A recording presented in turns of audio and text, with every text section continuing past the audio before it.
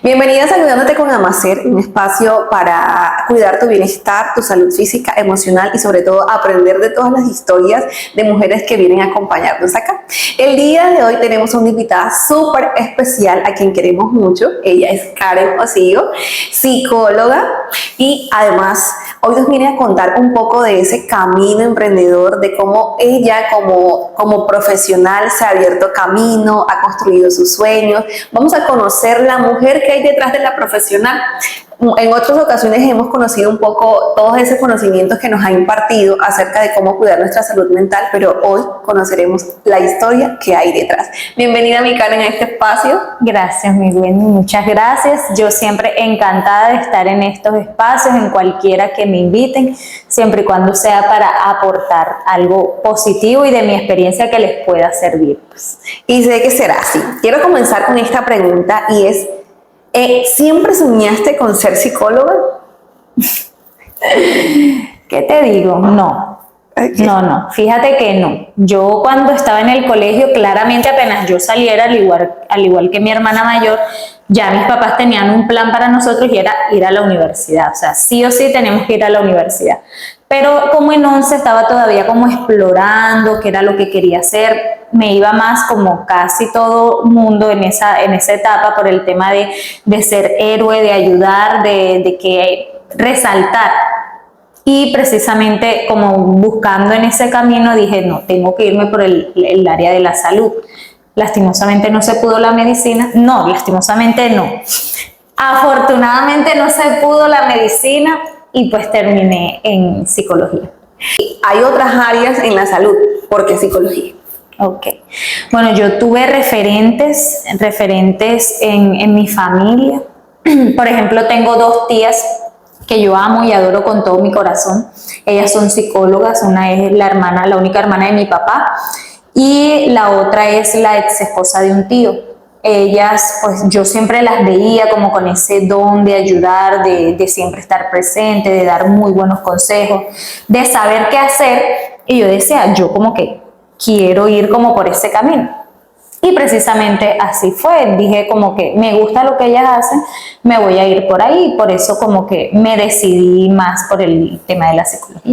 ¿Y cómo fue ese tránsito en la universidad? ¿Cómo fuiste como estudiante? Bueno, inicialmente yo soy egresada del pregrado de la Universidad Abierta y a Distancia, de la UNAD. Cuando yo empecé, la universidad tenía todavía una modalidad mixta, es decir, yo iba 3 veces a la semana y el resto de días era como remoto. Sin embargo, cuando iba presencial, el tema era súper, o sea, me iba muy bien, yo era muy atenta, alcancé a hacer muy buenos amigos, pero ya como en el 6º semestre, te digo que me pasaron todo a la virtualidad y eso para mí fue un choque grandísimo. Y prácticamente perdí el semestre. Matriculé 5 materias, 5 cursos, perdí 3. Entonces mi papá me dijo, señorita, usted verá qué es lo que va a hacer. Y yo respiré, hablé con mi mamá me dijo, hija, ¿qué hacemos? Búscate una parte, yo busco la otra. Algo hacemos a escondidas claramente porque mi papá no me iba a apoyar esa sinvergüenzura. Y terminé buscándome una parte y mi mamá la otra, porque yo estaba becada y perdí la beca, por eso. Entonces continué el resto de semestres virtuales, lo hice con todo el esfuerzo del mundo, pero la verdad no me adapté mucho a esa modalidad. Sí era buena estudiante, pero no la mejor. Dentro de todo ese periodo destacas esto de, bueno, la virtualidad como que no es como mucho de tu agrado como tal, pero ¿hubo algún momento dentro de la carrera que tú dijiste, esto como que no es para mí? Sí, justamente en ese momento, cuando yo me gradué en el 2000, yo terminé 2017, me graduó en abril de 2018. Para ese entonces, en 2017 que hice mis prácticas y demás, yo me sentía, o sea, totalmente sola, abandonada en el tema académico, como que quién me respalda, no están los profesores como atentos, no hay como ese seguimiento constante. Y yo decía, yo me quiero bajar de este bus. yo me quiero bajar de este bus y ya yo estaba en el 7º semestre, o sea, ¿cómo me bajo yo de un bus en el Que está 7º bien semestre? adelantado. Sí, cuando eso pues yo lo pensé así, gracias a Dios pues continué en el camino, pero sí pensé en abandonar. Y justamente mis papás fueron los que como que me alentaron y demás, y terminé como no entendiendo muy bien si de verdad estaba apasionada por la carrera, pero sí como con ese enfoque de que algo iba a lograr con eso. Y precisamente en las prácticas, cuando te digo que me sentí como abandonada, me di cuenta que habían otros enfoques que quizás podrían ser como más de mi estilo, como algo más que se adaptara a mí. Y cuando tú terminas, ¿enseguida fuiste ya como a trabajar o tuviste un tiempo? ¿Cómo No. fue eso de conseguir también trabajo? No, fíjate que de 2018 que yo me graduó, yo ya venía trabajando con la empresa de mis papás en el área como de recursos humanos, todo este tema organizacional, y precisamente como que continué en esa línea, en el tema organizacional, ya con unos conocimientos más establecidos en esa área, pude aportar más a la empresa y demás. Sin embargo, en el tema de la psicología no se me abrían las puertas como tal. Ya fue hasta el 2020 que entró la pandemia, ya yo había decidido el año anterior, en el 2019, que quería hacer una especialización y no se dio, no salió, no me acuerdo, no se llenó el total de inscritos. Como el cupo. Sí, como el cupo, entonces no la ofertaron. Y ya en el 2020, en medio de la pandemia, ya me vuelvo a inscribir, me llaman y me dicen que sí puedo ir a la entrevista, y yo fui como en agosto, en julio, agosto, y la empiezo en agosto, septiembre más o menos, empecé la maestría. Fue como ese momento en el que dije, aquí es donde se me puede empezar a dar algo con el tema laboral, porque en definitiva, no, para nadie es un secreto que en Valledupar, en el Cesar, en Colombia el tema laboral es bastante complicado, y más en el tema de los empleados. Entonces quería irme como por algo más independiente. Y en ese querer irte a lo independiente, ¿cuándo fue que diste como ese paso a decir, bueno, aquí están mis servicios, estoy disponible? Ok.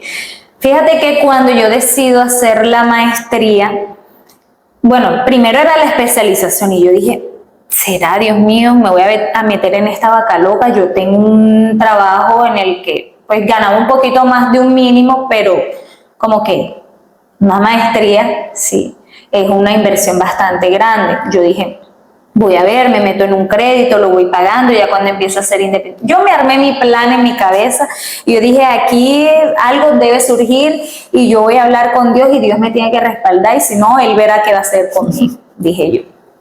Y así fue. Cuando inicié la maestría, el enfoque fue clínico, entonces nos estaban formando como terapeutas, y yo tenía un espacio donde en la oficina de mis papás, que ahorita te cuento cómo fue todo eso, y allí como que empecé a dar mis primeros pasos. Fue difícil como promocionarme como profesional independiente, y más en temas de la costa, que el tema de la salud mental como que no se había abarcado en ese entonces tan ampliamente. Te estoy hablando de 2022. Y fue difícil, pero al final me sorprendí incluso de la acogida, de todo, de como esa cercanía que hubo con el público en general. Bueno, y tú nos cuentas un poquito de que tuviste buena recepción, de que te sorprendió. Uno a veces dice, ¿será? Esa duda que le entra a uno de que si le van a creer como profesional, si lo nuevo que está haciendo. Pero también cómo fue adecuar ese espacio para recibir a tus pacientes. Bueno, fíjate que el primer espacio que tuve, como te decía ahorita, fue como en una oficina, un espacio que había ahí en el sitio de mis papás, en la empresa de mis papás. Y a mí me surge la idea cuando yo hago las prácticas de la maestría. Las atenciones eran virtuales porque todavía por el tema de la pandemia ya estaba calmada la cosa un poquito, sin embargo, estaba como esa alternancia.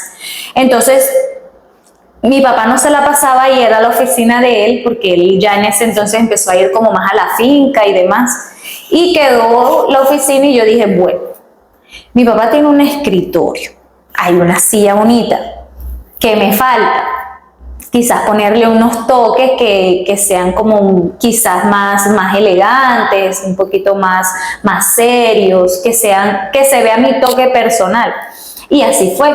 Poquito a poquito fui comprando cosas, empecé en Dollar City, compré cositas, un reloj grande de pared, que estos libros, que esta repisa. Fui poco a poco metiendo algunas cositas hasta que mi papá se sintió desplazado y ya en la puerta decía consultorio Karen Rocío.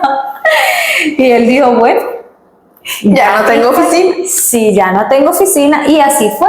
Fue como ir pasito a pasito, como no obligarme, obviamente no había como esa base de datos grande, no había esa población tan grande para abarcar todavía que yo dijera, voy a meter de una vez con toda y compro de todo y me endeudo con todo porque era imposible. Ya después más adelante sí se fueron dando las cosas, ya cuando ya tuve una base de datos más amplia y demás, ahí es donde se prende el foquito.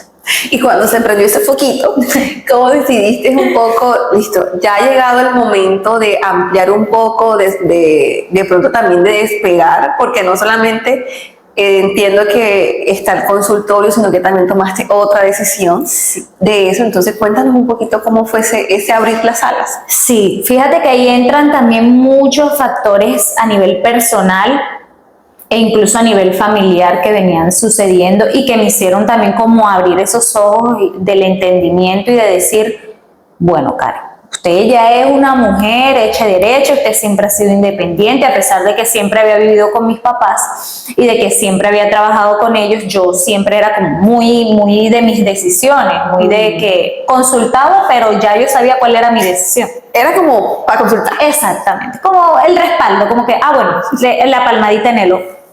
Entonces, en ese momento estaban pasando muchas cosas a nivel personal y familiar y yo dije, algo debe cambiar, algo debe pasar. En abril del año pasado empezó como a rondar más esta idea, ya casi va para un año de esta loca idea, ¿verdad? Y fue una conversación con Dios, donde yo me senté con Él y le dije, estos son mis problemas, estas son mis opciones, esto es todo el panorama que te traigo, ahora tú muestra. Y así fue a través de una palabra que Él me regaló, donde yo decidí que en una fecha en específico yo debía haberme mudado tanto de mi casa como haber montado mi consultorio. Y así fue, empecé a buscar con un amigo que es mi arquitecto. Él me ayudó a buscar casas, a buscar todo el espacio para adecuar y demás. Con él salía casi todos los días. Le dimos como 500 vueltas a Valledupar, los arriendos costosísimos, el tema de las zonas, de que el peligro, todo eso, o sea, tuvimos en cuenta muchas cosas y no fue un tema de un mes, de 2 meses, fue un tema que empezó en abril y ya hasta junio encontramos el lugar que es donde estamos hoy y fue donde yo llegué con él y nosotros nos miramos, o sea, fue como si... Un clic, sí, amor a primera vista. como que un amor a primera vista, nos miramos y entonces él no dijo nada porque estaba la señora, la dueña de la casa y estaba yo. Y como que él no dijo nada para no alarmarla a ella, que no fueran a decir, bueno, les encantó, ahora tenga. Y yo tampoco. Pero sí nos miramos y como que esta es.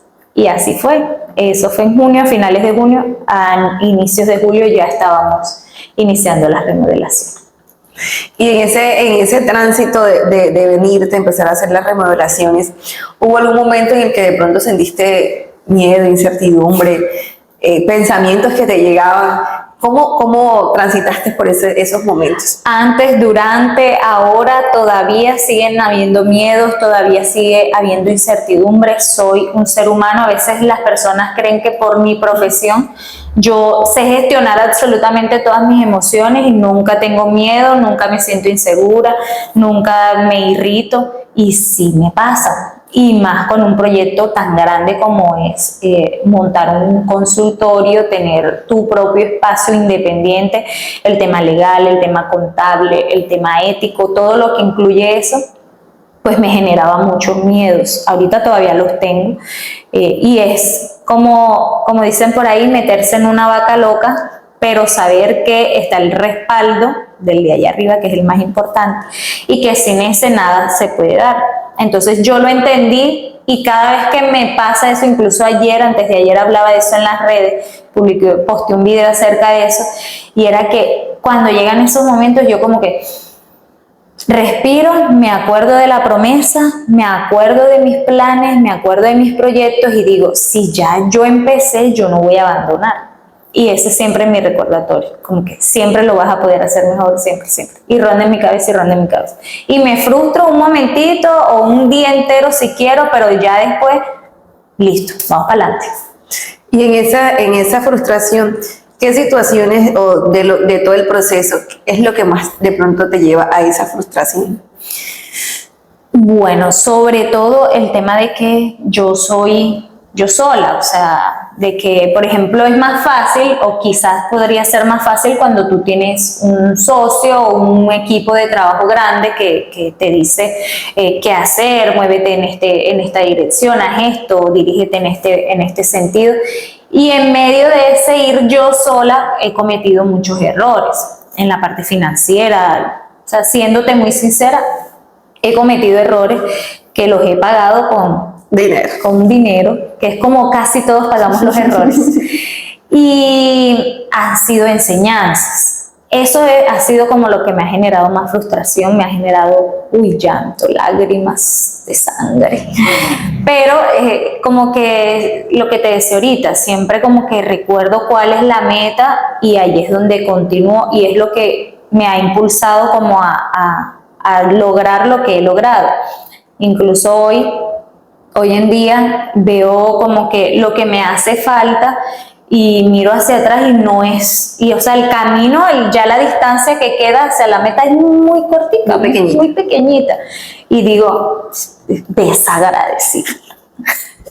Las conversaciones con uno. Ajá, como que frente al espejo. Tengo un espejo grandote en el baño y ahí me digo, desagradecida. Y mencionamos un poco de que has cometido varios errores que te han dejado muchos aprendizajes. Uno en específico que nos quieras contar hoy, del cual cuál fue el error, cuál fue el aprendizaje y qué te quedó de eso. Ok, el apresurarme. Como que yo quería hacer la inauguración era en septiembre, si no estoy mal, era en septiembre, yo te alcancé a comentar. Entonces yo en ese afán dije, yo tengo que tener todo esto listo para septiembre, voy a correr, voy a buscar donde sea. Ay, yo me he sabido meter en una vaca loca de un pago diario. Y yo dije, lo agarro y ya el otro mes yo salgo de eso, no sé qué. Fue que empezaron a surgir problemas, inconvenientes, cositas por ahí que uno no tiene estipulado, como que no estaban dentro del plan. Y entonces tocaba ir mochando, ir cogiendo, ir arañando de aquí y de allá, y ya cuando veníamos a ver, ya se tenía que pagar entonces aquello. Entonces era como frustrarme porque ya quería hacer el tema de la inauguración y no poder hacerlo después de que ya había dicho que lo iba a nombrar. Ya luego de eso, que pasaron como en noviembre, diciembre, te estoy hablando, yo dije, ¿cuál es mi afán? ¿Cuál es mi afán si las cosas se van a dar en el tiempo que se deban dar y las voy a hacer bien? Entonces eran como pequeñas cositas que faltaban, que todavía hacen falta algunas, y que yo decía, van a llegar en el momento que deban llegar. Y ese fue como el aprendizaje que me quedó, que pagué con muchísimo... Sí, pagué como con mi propio trabajo, el fruto de mi trabajo, de mi esfuerzo, de mi bolsillo, errores que quizás si no hubiese tenido como ese afán, si no los hubiese pagado, y quizás hasta ya hubiésemos inaugurado ahorita en enero, en diciembre, pero no hay afán. como te digo, ya está abierto al público, aquí estoy atendiendo, está todo bien ya como ordenadito para atender y demás, que incluso lo he venido haciendo. Solo hacen falta pequeños detalles. Detalles, sí. Y en ese caminar también, un poco, cuéntanos a qué se viene el nombre. Además, compártelo. Ok. En la búsqueda del nombre del lugar también fue una conversación con Dios. Yo hablo mucho con Dios a pesar de que yo ni en redes ni con las demás personas estoy siempre como que hablando de la palabra y demás, pero yo hablo mucho con Él. Y yo estaba buscando un nombre que fuera como acorde a mi esencia y a lo que yo quería transmitirle a los demás. El nombre del espacio es Sereno, by psicóloga Karen Osiel. Surge de la calma y la tranquilidad que yo estaba buscando en esos momentos en los que yo decía, quiero hacerlo ya y quiero que se dé ya mismo. Entonces, en esa intranquilidad, ahí es donde recibo la bofetada de Dios. Cálmate, mantente sereno. ¿Sabes cuál es? Entonces, en esa palabra, cuando yo encontré el mantente sereno, la serenidad, yo dije, uy, me acabas de mandar el nombre del lugar, tú sí eres bueno conmigo, ¿eh? Y yo enseguida lo anoté, lo escribí, y sereno es el nombre que nos identifica, que está para brindarles esa misma serenidad, esa misma armonía y tranquilidad, y que cuando ustedes entren aquí sientan esa serenidad y cuando se vayan se mantenga y permanezca con las personas que lleguen hasta donde. Ay, me encanta ese nombre, que cuando lo escuché también me encanta el nombre, es demasiado Incluso fuiste una de las primeras personas que lo supiste, ¿te acuerdas? Que te dije, no lo he dicho, no se lo he dicho a casi nadie, creo que lo sabían 2 personas y luego te lo dije. Yo siento que ese, bueno, no hemos estado como en presente en todo el camino, pero sí cuando dijiste, voy a hacerlo, sí, nos empezaste como a contar y era como ese, wow, qué chévere. Y después cuando vimos la casa también, me encanta, qué casa tan preciosa. Y es como ver, como tú lo dices, como el paso a paso de ir construyendo lo que tienes. Y yo sé que cuando hagas la inauguración también va a ser preciosa. Los espacios están quedando demasiado lindos, porque yo siento que también le vas como imprimiendo ese amor y esa dedicación a cada cosa. Total. Porque como tú le dices, es como esa búsqueda de que la persona se sienta tranquila, de encontrar, pues si no sabían, yo también fui paciente de Karen, divina, me encantó, porque es como... Yo cuando empecé a hacer terapia, yo decía, pues, ¿cómo es una terapia?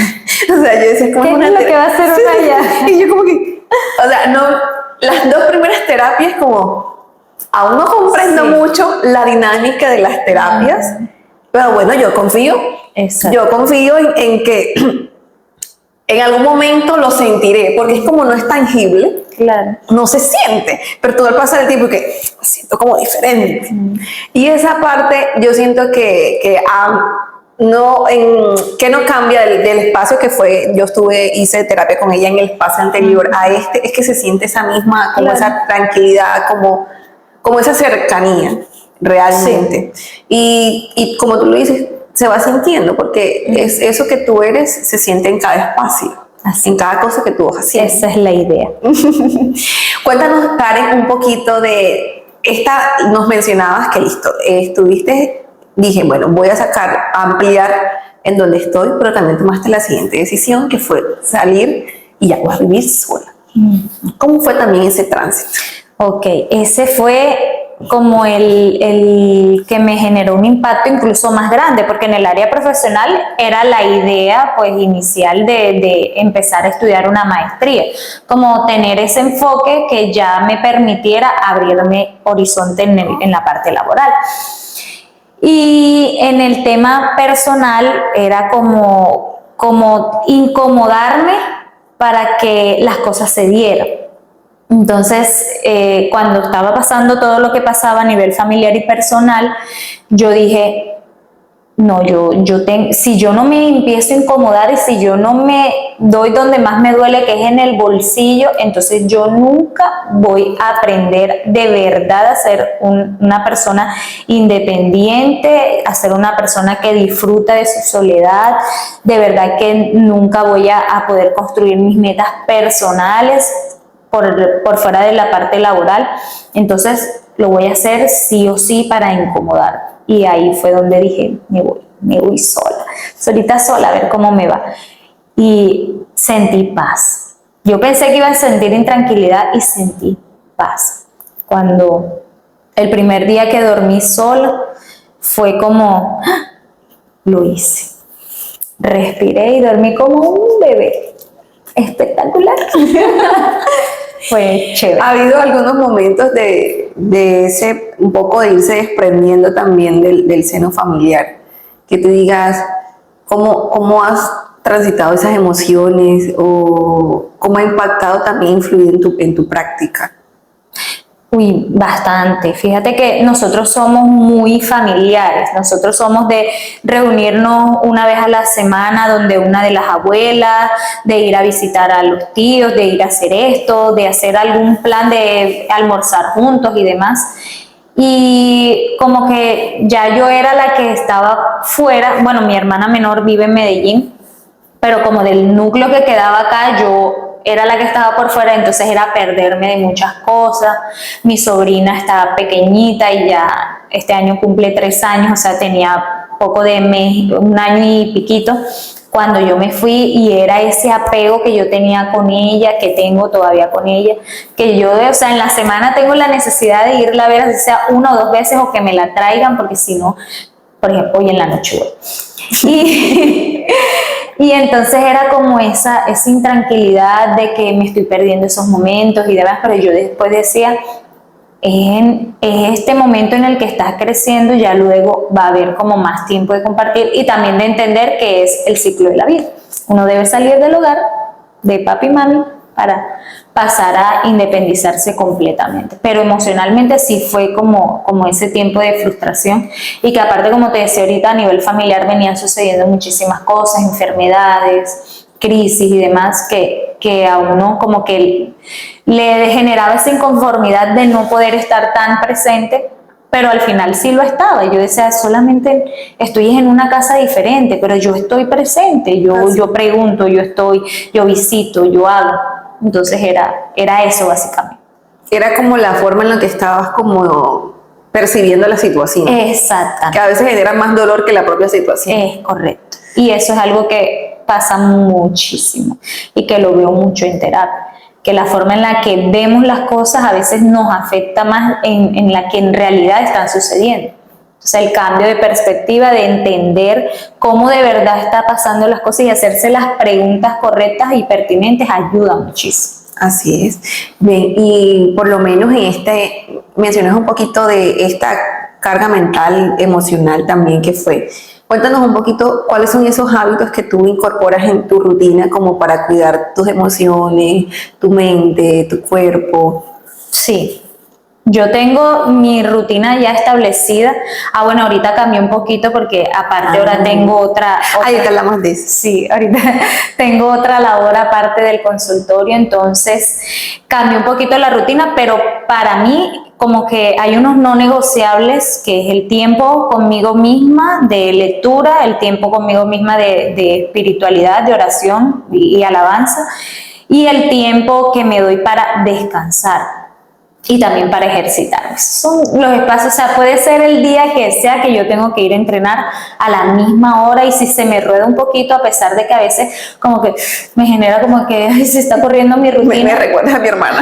Ajá, ya ahí como que uno llega y dice, pero si no está en tu control, ¿por qué? Porque voy un poquito más tarde, demoro un poquito más, quito un ejercicio, lo que no está en mi control, entonces lo debo cambiar, lo debo mejorar, etc.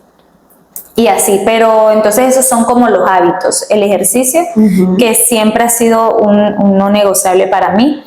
El tema de la lectura, que desde que me lo propuse dije, yo tengo que ejercitar mi mente porque yo soy muy olvidadiza. Entonces, yo tengo que hacer mis ejercicios de concentración y de estimulación del aprendizaje, y entonces, como que eso no se negocia.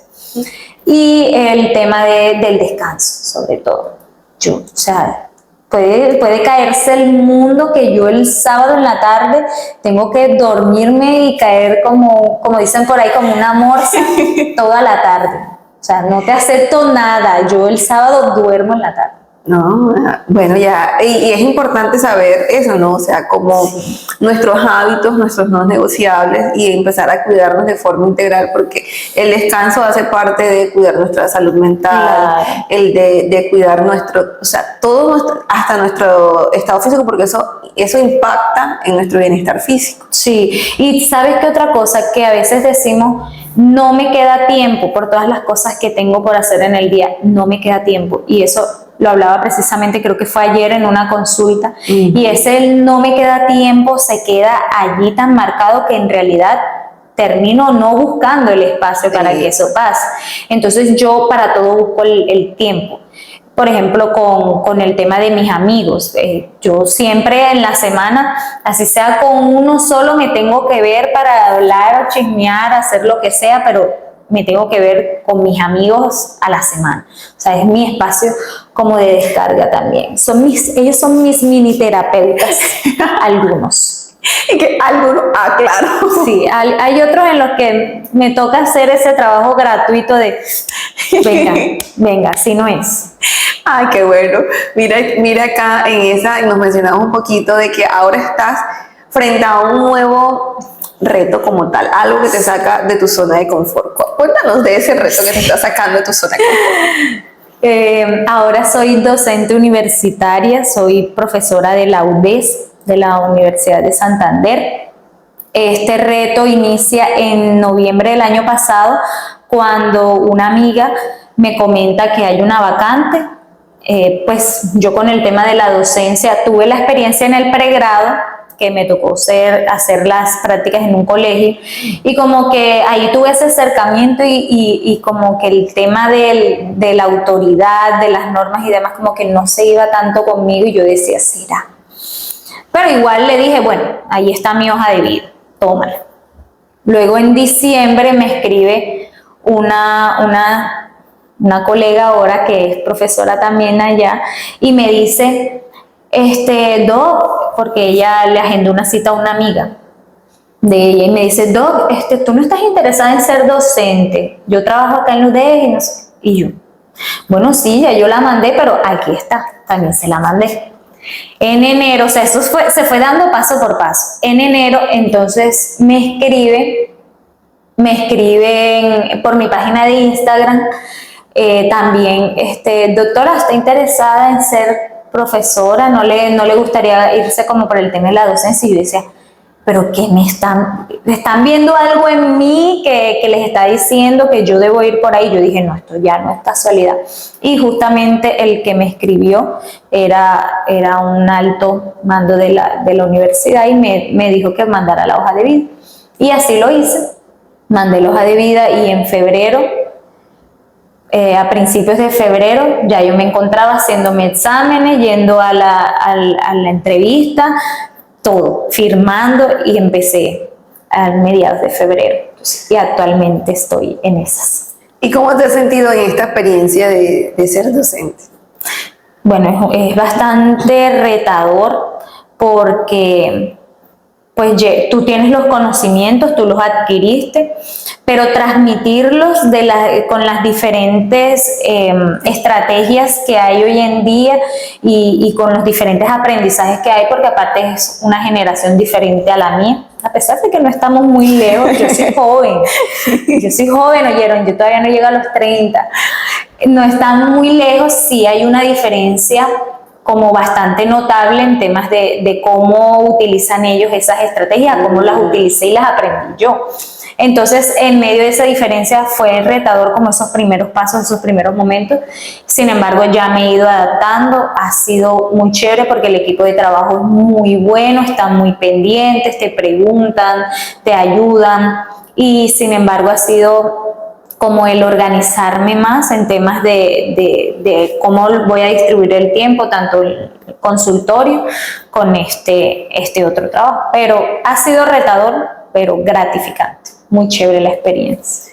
Y en este nuevo rol también como de docente, que llevas poco tiempo, por así decirlo, algo que tú digas como un aprendizaje o algo que te haya dejado este periodo ejerciendo la docencia que nos quisieras compartir. Bueno, que hay que atreverse incluso a lo que le tengamos miedo, porque si no salimos de la zona de confort, como que nunca vamos a saber si de verdad necesitábamos hacer. Entonces, en medio de la docencia he aprendido muchísimo, he actualizado mis conocimientos, porque en el tema de la docencia te toca estar estudiando también, te toca estarte actualizando. Entonces, ha sido muy chévere en ese sentido. Hay que atreverse, hay que hacerlo sí o sí. El reto que te pongan, hazlo, no sabes si eso más adelante va a ser de beneficio para ti, y para mí lo ha sido. Entonces, ese es el aprendizaje que me ha dejado hasta el momento. Y ahora, por lo menos, si hoy estuvieras en esa Karen que inició a estudiar, con la Karen que es hoy, ¿en algún momento en esa Karen adolescente se imaginó estar donde estás hoy? Nunca. No, ni siquiera lo había visionado. Yo me hacía yo dije, bueno, cuando me gradúe busco algo, como veía a mis tías, las que te decía que fueron mis referentes, yo decía, busco algún trabajo en el tema de lo social y sigo como el mismo camino de empleada y demás. Como que nunca me imaginé saliendo de mi zona de confort como empleada a lanzarme a que todo dependiera de mí. O sea, todo depende de mí. Lo que yo haga, lo que yo piense, todo depende absolutamente de mí. Entonces, eso ha sido como lo que me mantiene hoy en día como a continuar rompiendo esos patrones y esos círculos ahí de que siempre hacer lo mismo. Lo mismo que viste, es como se hospeda. Exactamente. Y como para ir cerrando un poco, ¿qué le podrías decir a esas personas hoy, profesionales, ya sean psicólogos o de otra profesión, que hoy están con ese deseo en su corazón como de emprender, de crear algo propio, ¿no? ¿Qué podrías decirles hoy a ellos? Ok, yo creo que lo más importante en temas de emprender, de iniciar un negocio propio o de lanzar algo al mercado en general, es el no temerle al que dirán. Porque ese es una de las cosas que más detiene a las personas, como que, y si fracaso, entonces ¿qué van a decir de mí? Y si hablo en cámaras, entonces se van a burlar de mí, y si me equivoco, y si esto, y si. Y en medio de todos esos y si nos detenemos, nos congelamos y entonces no nos atrevemos por ese temor. Entonces la invitación a todos ustedes que desean lanzarse en este camino es que actualicen sus conocimientos constantemente, que se atrevan a hacerlo. Si Dios puso un anhelo, un sueño en su corazón, cúmplanlo, dense la oportunidad de dar el paso y no le tengan miedo al que dirán, que de eso no come absolutamente nadie. No como yo, no comen ustedes, no va a comer absolutamente nadie nunca, solamente los periodistas. Claro, porque ellos sí. Y háganlo porque de verdad, luego si fracasan, si no resulta, pues de alguna u otra manera podrán hacerlo diferente, intentarlo de otra forma y se les va a dar. Bueno, mi Karen, muchas gracias por contarnos un poco de este camino de emprendimiento, de esfuerzo también. Fue una conversación demasiado enriquecedora y que nos muestra que detrás de todo ese camino hay algo importante, y es creer, la confianza en nosotros mismos, en que podemos lograrlo, en que podemos caminar ese camino, sobre todo, como tú lo decías, respaldado de Dios, porque también soy una fiel creyente de que como Dios nos pone un propósito en nuestro corazón, Él también nos pone en los caminos y las personas que nos van a permitir hacer cumplir ese propósito que nos pone ahí en el corazón. Así que ahora muchas gracias, esperamos tenerte otra vez como invitada hablando de otros temas, y a ustedes también los esperamos en el próximo episodio también. Cuantas veces quieras, muchas gracias por la invitación y un fuerte abrazo a todos.